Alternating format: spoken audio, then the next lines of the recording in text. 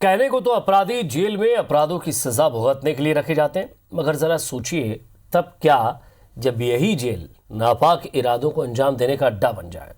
आतंक के आकाओं ने ऑर्थर जेल मुंबई में रहकर अलग अलग राज्यों के अपराधियों से संपर्क बनाया और जब ये सारे लोग जेल से बाहर निकले तो ड्रग सप्लाई का कारोबार एक दूसरे के साथ मिलकर करने लगे।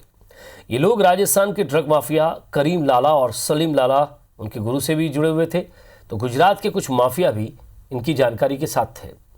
इनका भी लिंक मुंबई और ऑर्थर जेल रोड से जुड़ा हुआ है। ड्रग्स माफिया के खिलाफ पुलिस की कार्रवाई को लेकर जो महत्वपूर्ण सबूत हाथ लगे हैं, उनमें सभी ड्रग्स माफिया की जड़ एक ही जगह जाकर मिलती है। वो है मुंबई की Arthur Road jail. 70 kilo drugs पकड़े जाने के मामले में हाल ही में मुंबई और नासिक से आरोपी वसीम और आयुब कुरैशी को गिरफ्तार किया गया था। रिमांड के दौरान इनसे पूछताछ में जानकारी सामने आई कि आर्थर रोड जेल से ही सभी ड्रग्स माफिया एक दूसरे से कांटेक्ट बने। इसी कांटेक्ट के माध्यम से ड्रग्स के अवैध व्यापार को बढ़ाया। पूछताछ के बाद टीम गुजरात के ड्रग्स माफिया पर शिकंजा कसने के लिए रवाना हो चुकी है। ये जो ड्रग का पूरा रैकेट था, ये अंतर्राज्यीय था। तेलंगाना, आंध्र प्रदेश, महाराष्ट्र, गुजरात, राजस्थान जैसे कई जगहों पे अपराधियों का एक चेन जो थी, इनकी अपराधियों की जो संख्या थी, इनकी एक दुष्चक्र का जो हिस्सा था, उन जगहों पे भी फैला हुआ था। पुलिस ने उन सारे तह तक पहुंचने में सफलता हासिल की है।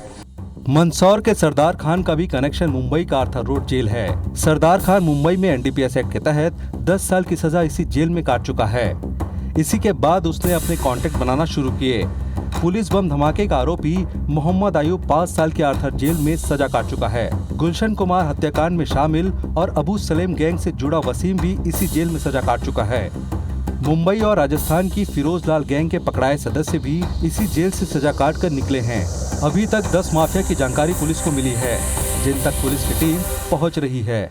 आने वाले कुछ दिनों में कुछ और राज्यों में, जो कि आसपास के राज्य हैं जहां पर इस तरह की शिकायतें मिली हैं, उन जुड़े हुए जो इससे मुख्य जो घटक है उनकी पुलिस तलाश कर रही है और जल्द ही उन अपराधियों पर भी बड़ी कार्रवाई होगी। मुंबई की आर्थर रोड जेल से ड्रग्स माफिया बनने का खुलासा हर किसी को चौंका रहा है, क्योंकि इतनी चौक चौबंद सुरक्षा के बाद यहाँ गैंग का बनना कई सवाल भी खड़े कर रहा है। फिलहाल जांच टीम को यहाँ से निकलकर हर माफिया तक पहुँचना है, जिसकी कार्रवाई भी शुरू हो चुकी है।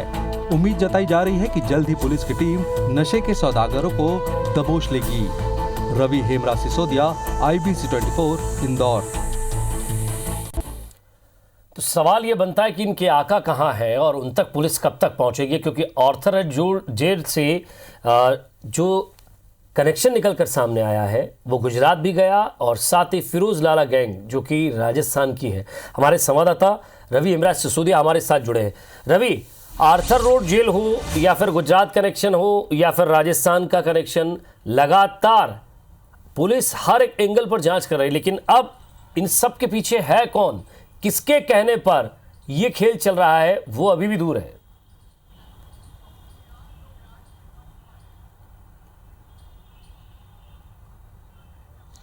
बिल्कुल, आपने ठीक कहा कि जिस तरीके से इन सभी का लिंकअप निकला है, एक महत्वपूर्ण स्थान, जो कि लोग यहाँ पर सज़ा काटने जाते हैं, लेकिन ये अपराधी वहाँ सज़ा काटने के लिए तो गए, लेकिन एक अपना ही अवैध व्यापार का गढ़ इन्होंने शुरू कर दिया और कहीं ना कहीं सबके लिंकअप एक साथ निकली है।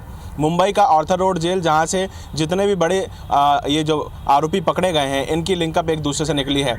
मुंबई से ये लिंक जब निकली तो यह गुजरात, हैदराबाद, तेलंगाना, राजस्थान और मध्य प्रदेश के कई ज़िलों में आकर निकली। सबसे बड़ी बात यह है कि जितने भी आरोपी पकड़ाए हैं, अब इनके पीछे के बड़े आका कौन हैं, उन तक पहुंचना पुलिस के लिए एक काफ़ी बड़ी चुनौती बन गया है, क्योंकि अब तक जितने लोगों को पुलिस ने पकड़ा है, ये कहीं ना कहीं एक दूसरे के साथ पैडलर्स के तौर पर काम कर रहे थे।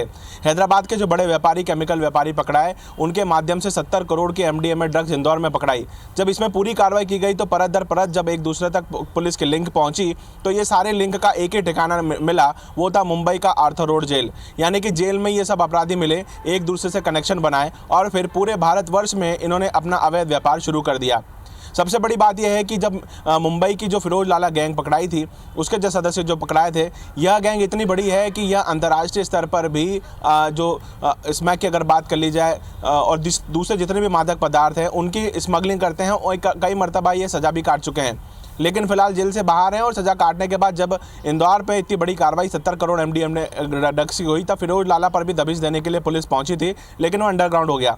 ऐसे में जितने भी बड़े आका हैं जो कि इन पूरे अवैध मादक पदार्थ के एक साम्राज्य को चला रहे हैं, उन तक पहुंचना पुलिस के लिए बड़ी चुनौती है। लेकिन जो पुलिस को लिंक मिली है वो काफ़ी हैरान कर देने वाली है, क्योंकि अब स्थानीय पुलिस के साथ मिलकर ये सबसे पहले तलाश की जा रही है कि इनकी लिंकअप अगर ऑर्थर रोड जेल से निकली है तो क्या जेल में कोई और ऐसे भी बड़े माफिया बंद है जो जेल के अंदर से इस पूरे अंडरवर्ल्ड के जितने भी सदस्य इनसे जुड़े हुए हैं, अवैध मादक पदार्थ के जो इनसे सदस्य जुड़े हुए हैं, ये जेल के अंदर रहकर अपना पूरा अवैध साम्राज्य का जो व्यापार है ये चला रहे हैं। ये महत्वपूर्ण कड़ियाँ पुलिस ने जोड़ने में कामयाबी हासिल हुई है। और सबसे बड़ी बात यह है कि एक महत्वपूर्ण जानकारी जो मिली है, फिलहाल गुजरात के अंदर पुलिस ने दबिश दी है और 2 ऐसे बड़े अपराधियों को पुलिस ने गिरफ्तार किया है जिनका सीधे लिंक पहले तो ऑर्थर रोड जेल से है और उसके बाद उनका कनेक्शन अंडरवर्ल्ड से निकला है।